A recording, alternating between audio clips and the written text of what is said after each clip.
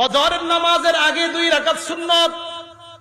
এই 2 রাকাত সুন্নতের ব্যাপারে আল্লাহ নবী বলেন, রাকাতাল ফজরি আহাব্বু ইলাইয়া মিনাদ দুনিয়া ওয়া মা ফিহা। ফজরের আগের 2 রাকাত সুন্নত দুনিয়ার মধ্যে যা কিছু আছে তার সবচেয়ে আমার কাছে বেশি প্রিয় 2 রাকাত সুন্নত। দুনিয়াতে যা কিছু আছে ফজরের 2 রাকাত সুন্নত এর চাইতে আমার কাছে বেশি প্রিয়। মন দিয়ে শুনেন, ফজরের 2 রাকাত সুন্নত যদি পারেন ঘরে পড়বেন, 20 মিনিট বাকি আছে, ঘরে পড়বেন। যখন ঘরে পড়বেন, প্রথম রাকাতে কুল ইয়া আইয়ুহাল কাফিরুন পড়বেন, দ্বিতীয় রাকাতে কুল হু আল্লাহ পড়বেন। বলেন আপনারা, উলামারা ছাড়া অন্যরা বলেন, ফজরের সুন্নতের প্রথম রাকাতে কোন সূরা? আইয়ুহাল কাফিরুন, দ্বিতীয় রাকাতে কুল হু আল্লাহু আহাদ, এটা পড়লেন। আর যদি পারেন মাঝে মাঝে, যদি পারেন, আলেমদের তো মুখস্থ আছে, আপনারা যারা সাধারণ আছেন যদি পারেন মাঝে মাঝে প্রথম রাকাতে সূরা বাকারার 136 নাম্বার ছোট্ট একটা আয়াত মুখস্থ করে নেবেন। দ্বিতীয় রাকাতে সূরা আলী ইমরানের 64 নাম্বার আয়াত মুসলিম শরীফের বর্ণনা আছে।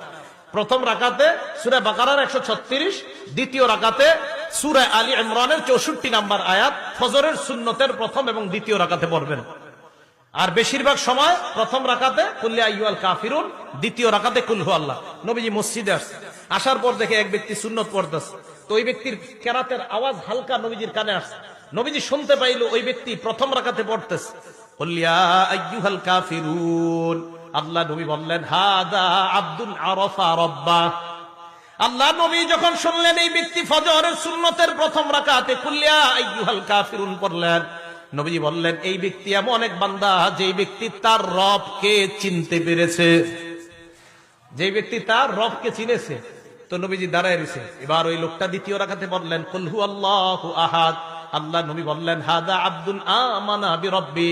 এই ব্যক্তি তার রবের উপর পরিপূর্ণ ঈমান আনছে। তাহলে প্রথম রাকাতে কুল ইয়া আইয়ুহাল কাফিরুন, দ্বিতীয় রাকাতে কুল হু আল্লাহু আহাদ। এবার ফজরের সুন্নত পড়লেন, পড়ার পর আপনি বাসায় বসে আছেন, তাকায় দেখেন ঘড়ির মধ্যে এখনো 15 মিনিট বাকি। তখন আপনি কি করবেন? আরবিটা প্রথম বলি, ওলামায়ে কেরাম তো আরবি মনে রাখতে পারবে, আপনারা পরে বাংলাটা বলতেছে। নবীজি বলতেন, ফাতুল বারীতে আসছে, আল্লাহুম্মা রাব্বা জিবরাইলা ওয়া রাব্বা মিকাইলা ওয়া রাব্বা মুহাম্মাদিন সাল্লাল্লাহু আলাইহি ওয়াসাল্লাম আউযু বিকা মিনান নারি সালাসা মাররাত। নবীজি আল্লাহর দরবারে দোয়া করতেন, হে জিবরাইলের রব, হে মিকাইলের রব, হে মুহাম্মদ সাল্লাল্লাহু আলাইহি ওয়াসাল্লামের রব, আমি